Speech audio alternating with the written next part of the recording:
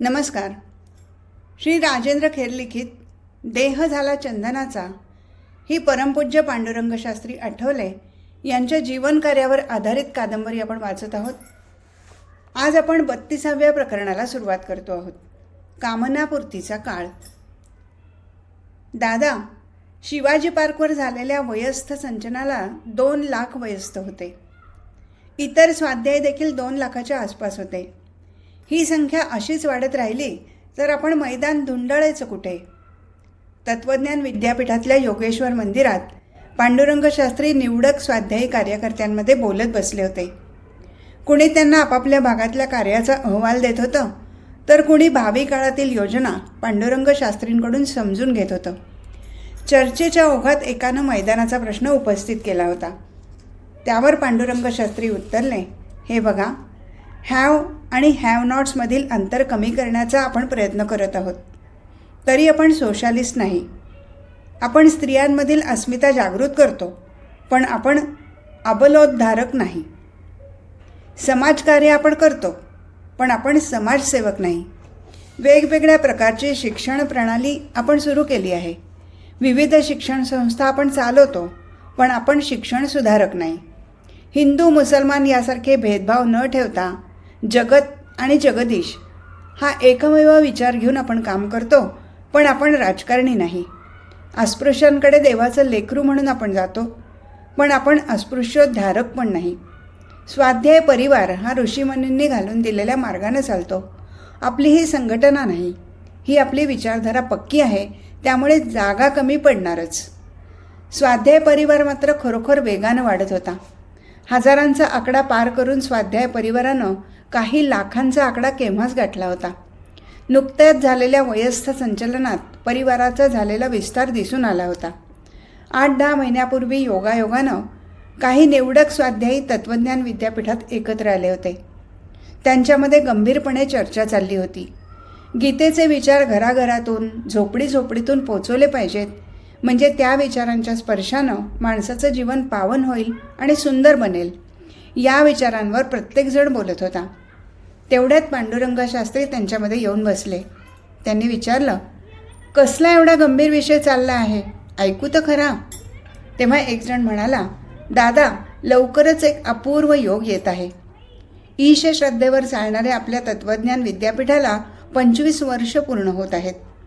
अनन्याश्चिंतयन्तो ma'am या गीतेच्या श्लोकावर निष्ठा ठेवून कार्य करणारे आमचे पूज्य दादा आता 61th पदार्पण करत आहेत. आणि दादा, तिसराही एक योगायोग आहे. स्वाध्यायींनी इथे भरवलेल्या भक्तिसभेला 12 वर्ष पूर्ण होत आहेत. दुसऱ्याच्या बोलण्यावर पुन्हा पहिला म्हणाला, हा त्रिवेणी संगम साधून काही कार्यक्रम करावा असं आम्हाला वाटतं. गीता विचार. पांडुरंग शास्त्री तेव्हाच उत्तरले, तत्वज्ञान विद्यापीठ प्रभूची लाडकी कन्या. ती तरुण झाली आहे. तुम्हीही तरुण आहात. तेव्हा तुमच्या तारुण्याला शोभेल असा काहीतरी निर्णय घेतला पाहिजे. तुम्ही बघता आहात, कोट्यावधी तरुण आपल्या भारतात दिशाहीन बनून फिरत आहेत. त्यांना काही विचार लाभावेत. दादा, तुमच्या प्रेरणेनं आम्ही काम करीत आहोत. आपण आशीर्वाद द्या, आम्ही अधिक काम करू. पण आता कसं करायचं? आपण भक्तिसभा भरवली, भावमिलन समारोह साजरा केला. 50-60 हजार स्वाध्यायी स्वखर्चानं दूरदूरच्या खेड्यापाड्यातून आले होते. आता याहून अधिक लोकांना एकत्र जमवायचं म्हणजे व्यवस्थेच्या दृष्टीनं मोठी अडचण होईल. त्यासाठी आपण जिल्हा पातळीवर एकत्र जमायचं. जिल्हा पातळीवर ही संख्या 10-20 हजारांची असावी. ती कल्पना सर्वांनाच मान्य झाली. या एकत्र येण्याला आपण वयस्थ संचलन असं नाव द्यायचं. वयस्थ संचलन? प्रत्येकानं तशी पृच्छा केली होती. पांडुरंग शास्त्री हसून म्हणाले, हा शब्द थोडा अपरिचित आहे, पण अर्थपूर्ण आहे. वयस्थ म्हणजे सुपरिपक्व, यौवनपूर्ण, शक्तिशाली, ओजस्वी आणि स्थिर माणूस. अर्थात matured, youthful, strong, powerful and established man. हे स्पष्टीकरण सर्वांनाच आवडलं. पांडुरंग शास्त्री पुढे म्हणाले, माणूस 25 वर्षाचा होईपर्यंत जे काही उलटसुलट करीत असतो त्यात बराच अविवेक असतो. वडिलांच्या धाकामुळे तो सरळ वागतो. त्यात जीवन व्यवहारातील परावलंबित्व असतं. पण 25 नंतर 40पर्यंत तो जे काही करतो ते विवेकानं समजून उमजून करत असतो. जीवन व्यवहार स्थिर असल्यामुळे त्याला कोणाची भीती नसते, कुणाच्या दाबानं तो दबत नाही. पण त्या काळात जर तो बिघडला तर त्याचं जीवन चुकीच्या मार्गाने जातं. माणसाच्या जीवनात दिशा पकडण्याचा तो काळ आहे. म्हणून अशा लोकांना आपण भेटायचं. सर्वांच्या प्रश्नार्थक मुद्रा पांडुरंग शास्त्रींकडे लागून राहिल्या होत्या. हे बघा, आपण त्यांना त्रिकाल संध्या द्यायची. त्रिकाल संध्या? दादा, आजचा तरुण दिवसातून एकदाही संध्या करत नाही, तो त्रिकाल संध्या काय करेल? पांडुरंग शास्त्रीने हसून म्हणलं, मी सांगणार आहे ती त्रिकाल संध्या पळी पंचपात्रात अडकणारी नाही, कर्मकांडात अडकलेली नाही. ही सृष्टी भगवंतानं निर्माण केलेली आहे. प्राणीमात्राचं जीवन तोच चालवतो, झोपवतो, उठवतो, खाल्लेलं पचवतोही तोच. माणूस झोपेतून उठतो त्यावेळी त्याची झोपी न गेलेली स्मृती त्याला परत मिळते. खाल्लेलं अन्न पचवून त्यातून भगवंत माणसाला शक्ती देतो. काम करून थकल्यावर निद्रा आणि विश्रांती तोच देतो. हे स्मृतिदान, शक्तिदान आणि शांतिदान तो करत असतो. पण त्या बदल्यात मात्र तो काहीच मागत नाही. रात्री झोपेत गेलेली स्मृती सकाळी जशीच्या तशी परत येते. ती जर आली नाही तर कुठे फिर्याद कराल? उठल्यावर शरीरात उत्साह, स्फूर्ती आणि शक्ती भगवंत भरतो. त्याची किंमत तुमच्याकडून दिली जाईल का? भगवंताचं हे निरपेक्ष प्रेम आणि भाव ओळखून त्याचं स्मरण करणं याला कृतज्ञता म्हणतात. पण माणूस दिवसभर भगवंताचं स्मरण करीत बसला तर त्याचा संसार कसा चालेल? म्हणून प्रतिकात्मक स्वरूपात रात्री झोपताना, सकाळी उठल्यावर आणि जेवताना अशा 3 वेळा तरी माणसानं देवाचं स्मरण करावं. या स्मरणाचं नाव त्रिकाल संध्या. फक्त दिवसातून 3 वेळा 2-3 श्लोक म्हणायचे आणि माणसानं आपल्या कामाला लागायचं. तरुण वयस्थांना हे श्लोक पाठ करायला लावून त्यांना भगवंताचं नमन करायला प्रवृत्त करायचं.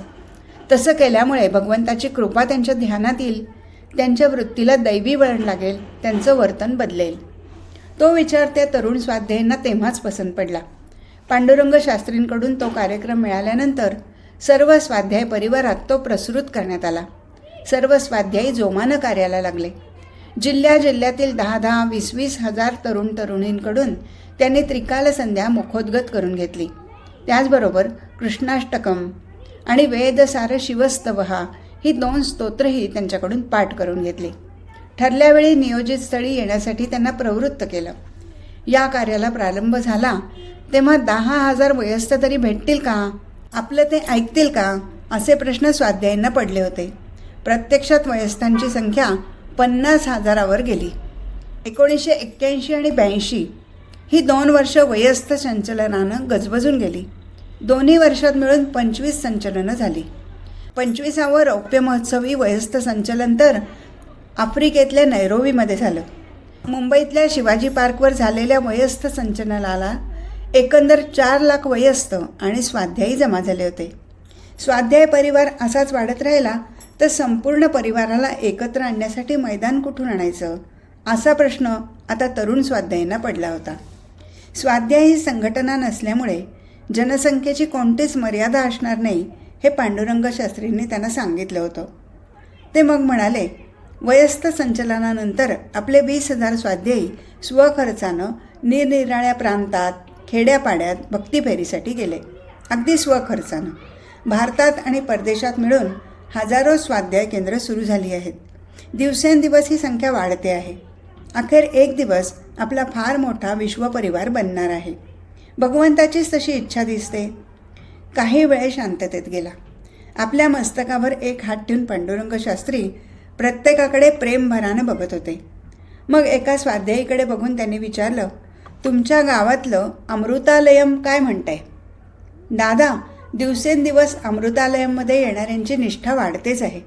बरोबर रात्री 8:30 वाजता गावातले जवळपास सर्व लोक अमृतालयममध्ये येतात. अमृतालयमचा प्रयोग 2 वर्षापूर्वी पांडुरंग शास्त्रींनी स्वाध्यायींना दिला होता.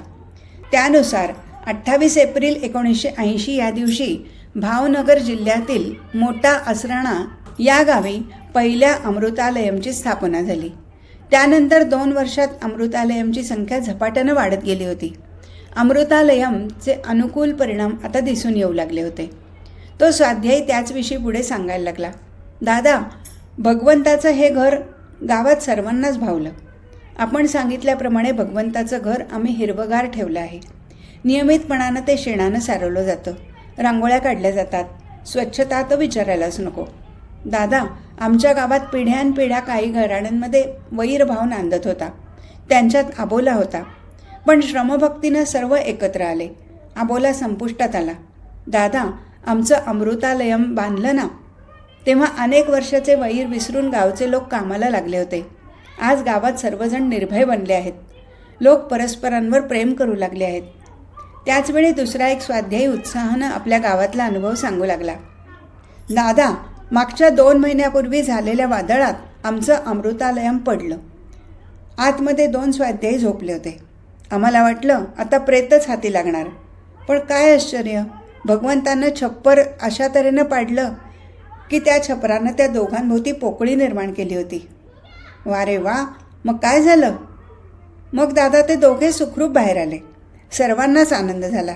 भगवंतानं त्यांना वाचवलं होतं. त्या उत्साहात सर्व गावकरी जेवणखाण विसरून पुन्हा कामाला लागले आणि सलग 48 तास श्रमभक्ती करून गावकऱ्यांनी पुन्हा नवीन मंदिर उभं केलं. या गोष्टीचं पांडुरंग शास्त्रींना कमालीचं कौतुक वाटलं. गदगद स्वरात ते म्हणाले, हे का झालं याचा विचार तुम्ही केलात का? याचं उत्तर असं आहे, गावातल्या सर्वांना ते मंदिर आपलं वाटत होतं. ही भावनाच आपल्याला तयार करायची होती. भगवंत कृपेनं आपण यशस्वी ठरलो. नाहीतर बाहेरची मंदिरं आणि आपली अमृतालयम यात कोणता फरक उरला असता? त्याचवेळी जयश्री दिदी तिथे आल्या. पांडुरंग शास्त्रींच्या समोरच त्या खाली बसल्या. आटोपलं तुझं काम? हो, विमल ज्योतीमधून तडक इकडेच आले. आज इथे मुक्काम करणार आहे. एल्फिस्टन कॉलेजमधून तत्त्वज्ञान विषय घेऊन MA पदवी संपादन केल्यानंतर दीदींनी त्याच कॉलेजमध्ये 6 महिने अध्यापनाचं काम केलं होतं. तत्त्वज्ञान विषयातला त्यांचा गाढा व्यासंग पाहून एल्फिस्टन कॉलेजनं त्यांच्यावर अध्यापनाची जबाबदारी सोपवली होती. परंतु त्या मात्र दिवसेंदिवस स्वाध्याय कार्यातच गुंतत होत्या. विमल ज्योतीमधल्या स्वाध्याय कार्यालयात त्या नियमितपणे जात असत. मधूनमधून तत्त्वज्ञान विद्यापीठातही यायच्या. आताही त्या आल्या तेव्हा पांडुरंग शास्त्रीने नुकतेच ऐकलेले अमृतालयमविषयीचे प्रसंग पुन्हा त्यांना सांगितले. ते ऐकून दिदी उत्साहानं म्हणाल्या, दादा, मत्स्यगंधाच्या बाबतीतही परवा असंच घडलं. त्यांनी तो प्रसंग थोडक्यात सांगितला. ओखा बंदरात घडलेली गोष्ट. काही दिवसापूर्वी पश्चिम समुद्रात फार मोठं वादळ झालं होतं. त्या वादळात सापडलेल्या एका स्वाध्यायीच्या बोटीचं इंजिन एकाएकी नादुरुस्त झालं. ती गोष्ट मत्स्यगंधेवरील तांडेलाच्या लक्षात आली. खरं म्हणजे वादळ एवढं प्रचंड होतं की आणखी काही काळ तिथे थांबणं म्हणजे स्वतःलाही धोक्यात टाकण्यासारखं होतं. दोन्ही बोटी संकटात सापडल्या असत्या. असं असूनही मत्स्यगंधा बोटीवरच्या तांडेलांनी आपली बोट धैर्यानं पुढे नेली आणि त्या संकटात सापडलेल्या बोटीला त्यांनी फाग दिली. तिला सुखरूप किनाऱ्यावर आणलं. मत्स्यगंधा बोटीवरचे तांडेल एवढ्यावरच थांबले नाहीत. ते त्या बिघडलेल्या बोटीच्या मालकाला जाऊन भेटले. त्याला त्यांनी सांगितलं, बोट दुरुस्त होईपर्यंत तुझी जाळी आम्ही आमच्या बोटीवर घेऊन जाऊ. त्यामधून येणारं उत्पन्न तुझं. मत्स्यगंधावरची जाळी देवाची असतात. त्यातून समाजसेवा करण्यासंबंधी कुणी निर्णय घ्यायचा नसतो. तथापि स्वाध्यायी व्यक्तिगत स्वरूपात स्वतःच्या नौकेवर असा निर्णय घेऊ शकतो. तसाच निर्णय त्या तांडेलांनी घेतला होता. जुन्या काळी तशी प्रथा होती. उत्पन्न बंद झालेल्या बांधवांना असं सहाय्य दिलं जायचं. पांडुरंग शास्त्रींच्या मुखातून ती गोष्ट सागरपुत्रांनी पूर्वी ऐकली होती. त्याची प्रत्यक्ष अंमलबजावणी त्यांनी केली होती. हा प्रसंग सांगून दिदी म्हणाल्या, दादा, कृषी गौरव, उद्योगपूजा या प्रयोगांमुळे शेतकरी, व्यापारी आणि उद्योजक स्वाध्यायींमध्ये असाच एकोपा निर्माण झाला आहे. पांडुरंग शास्त्रींनी लगेच म्हटलं, असे भावनिक संबंध जुळणं हेच महत्त्वाचं. भक्तिभावानं लोक एकत्र आले तर अनेक समस्या सहज सुटतील. पूर्वी ऋषीमुनींनी असंच कार्य केलं होतं. अहो, यज्ञ तेवढ्याचसाठी होते. यज्ञ म्हटला म्हणजे द्रव्याचं आणि तुपाचं हवन, अग्नीच्या ज्वाळा, ब्राह्मणाचे मंत्रोच्चार आणि एकभुक्त राहायचं म्हणून विविध पक्वान्नाचा समाचार घ्यायचा, असं चित्र सामान्य माणसाच्या डोळ्यासमोर उभं राहतं. भारतीय संस्कृतीनं विचारपूर्वक उभ्या केलेल्या यज्ञसंस्थेला आज केवळ कर्मकांडाचं स्वरूप आलं आहे. दीदी म्हणाल्या, म्हणूनच चार्वाकसारख्या बुद्धिवाद्यांनी यज्ञसंस्थेवर अनेक प्रहार केले होते. पांडुरंग शास्त्री लगेच उत्तरले, यज्ञ करण्यामागे वैदिकांची पराकोटीची पूज्य भावना होती. गीतेमध्येही भगवान सांगतात, अहम क्रतुरहम यज्ञ स्वदा हमहम औषधम. यज्ञ मुळात मूळ धातू युज, याचा अर्थ देवपूजा, संगीतकरणम आणि मैत्रीकरणम असा होतो.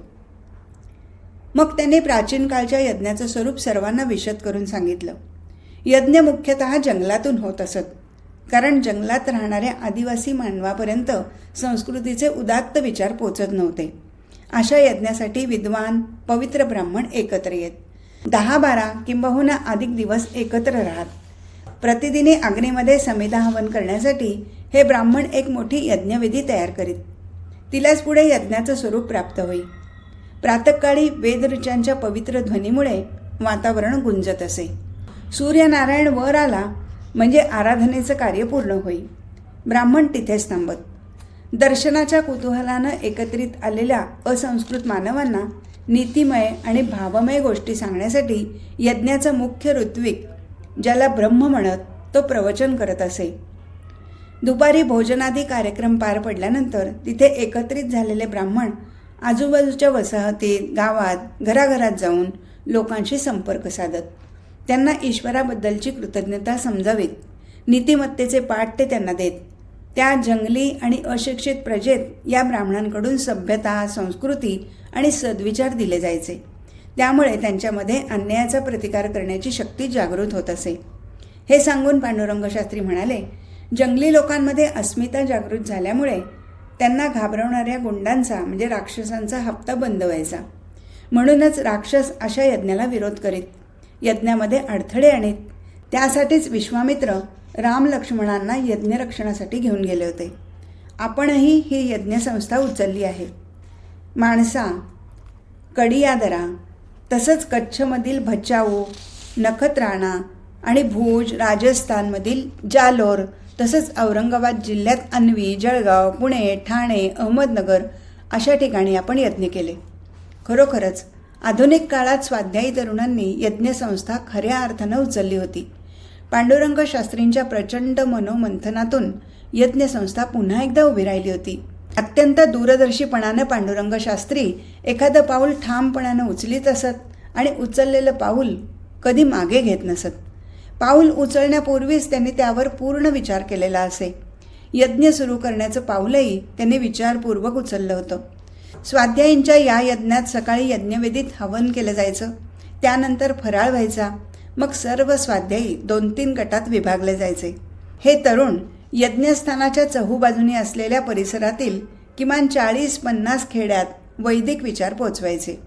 यज्ञ म्हणजे प्रभूसाठी झिजणं, प्रभूचे विचार, वेदांचे विचार, निस्वार्थ भावना घरोघर पोचवून मानवाला सुसंस्कृत करणं आणि त्यासाठी वेळ, शक्ती, संपत्ती वापरणं.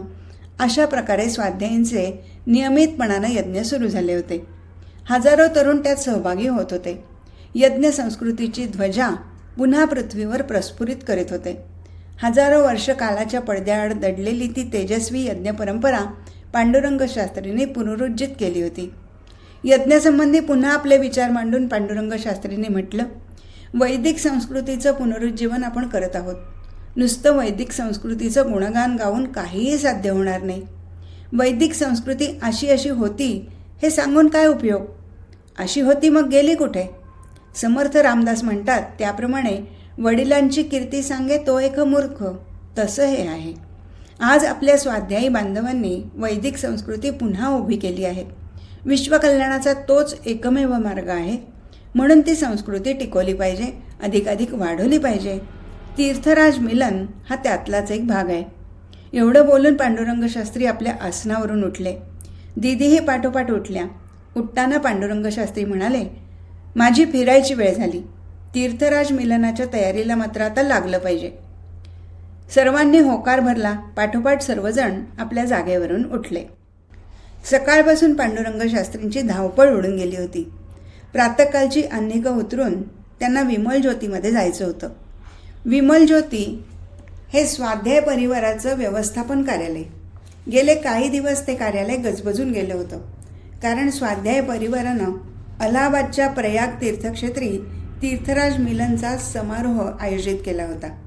भक्तिफेरी करणाऱ्या स्वाध्यायींचा मेळावा म्हणजे तीर्थराज मिलन. या मेळाव्याचं स्वरूप अतिशय भव्य दिव्य असं ठरवण्यात आलं होतं. तीर्थराज मिलन हा समारोह म्हणजे स्वाध्यायकाराचा एक फार मोठा आणि तितकाच महत्त्वाचा टप्पा होता. 1984 सालच्या डिसेंबर महिन्यापासून कार्यक्रमाच्या आखणीला प्रारंभ झाला होता आणि आता तर हा कार्यक्रम अवघ्या 2 महिन्यावर येऊन ठेपला होता. या संपूर्ण कार्यक्रमाच्या आयोजनात पांडुरंग शास्त्री जातीनं लक्ष घालत होते. प्रत्येक कामाचं नियोजन करत होते. त्यामुळे दिवस त्यांना पुरेनासा झाला होता. सकाळपासून त्यांची धांदल उडून जायची. आताही स्नानादी कर्म आवरल्यानंतर ते बाहेर निघण्याच्या सिद्धतेला लागले तेव्हा निर्मलाताईंनी बाहेरच्या खोलीत येऊन त्यांना विचारलं, परत केव्हा येणार? आता एकदम रात्री. पुष्कळ कामं आहेत. मला माहीत का नाही? अगं, केवढ्या बारकाईनं आपल्या कार्यक्रमाचं आयोजन होतं आहे. आपले स्वाध्यायी बांधव आपापली कामं सांभाळून दिवसभर झटत आहेत. प्रयागस्थानचे नकाशे काढून झाले, सेक्टर्स ठरले, कृतिशील स्वाध्यायी ठरले. कॉम्प्युटरमुळे या गोष्टी सुलभ झाल्या. मग किती ठरले कृतिशील? कारण मागच्या आठवड्यात मी विमल ज्योतीमध्ये बसले तेव्हा 30,000 कृतिशीलांनी पत्रकं भरली असल्याचं समजलं होतं. खरोखर 30,000 कृतिशीलांनी कृतिभक्तीसाठी पत्रकं भरली होती. तीर्थराज मिलन समारोह करायचा ठरला तेव्हा जिल्हा तालुका पातळीवरील कार्यालयातून संपर्क साधला गेला. कोणत्याही सूचना किंवा आदेश काढण्याची स्वाध्याय परिवाराची पद्धत नव्हती. त्या पलीकडे जाऊन आत्मीय भावनेने बिनतारी संदेश देण्याची प्रथा होती. त्यानुसार देशभर कृतिशील बांधवांना परिपत्रकं देण्यात आली होती. 30,000 स्वाध्यायींनी स्वेच्छेनं पत्रकं भरली होती. ही संख्या अपेक्षेपेक्षा दुप्पट झाली होती. म्हणून पांडुरंग शास्त्री म्हणाले, निर्मला, 30,000 कृतिशीलांनी भक्तिफेरी करणं आपल्या नियोजित कार्यक्रमात नाही. म्हणून 16,000 कृतिशीलांना योगेश्वराच्या चरणी आपली निपुणता अर्पण करण्याचं भाग्य लाभलंय. आणखी एक गोष्ट सांगायची राहिली. अगं, कार्यक्रमाच्या ठिकाणी जे तंबू उभारले जाणार आहेत ना, त्याची ट्रायल परवा बडोद्यात झाली. मग ताशी 70 किलोमीटर वेगानं जरी वादळ आलं तरी ते तंबू टिकाव धरू शकतील अशा पद्धतीनं तंबूची उभारणी होणार आहे. 450 कुशल इंजिनियर्सच्या देखरेखीखाली हे तंबू उभारले जात होते. तंबू बांधायला आणि सोडवायलाही सोपे होते. 1984 पासून म्हणजे गेली 2 वर्षे त्याच्या आखणीला सुरुवात झाली होती. त्याशिवाय प्लंबिंग, वीज, लाऊडस्पीकर्स, क्लोज सर्किट TV या गोष्टींची पूर्वतयारीही तेव्हापासून सुरू झाली होती. सुदामपुरीची योजना ठरली होती. येणाऱ्या प्रत्येक स्वाध्यायीजवळ आणि निमंत्रित पाहुण्याजवळ ओळखपत्र असावं म्हणून भक्तिचक्र करण्यात येत होती. स्वाध्यायी भगिनी विमल ज्योतीमध्ये त्या भक्तिचक्राचं वाटप करण्यात अहोरात्र गुंतून गेल्या होत्या. प्रत्येकजण निरनिराळी कामं अशीच भक्तिभावानं पार पाडित होता.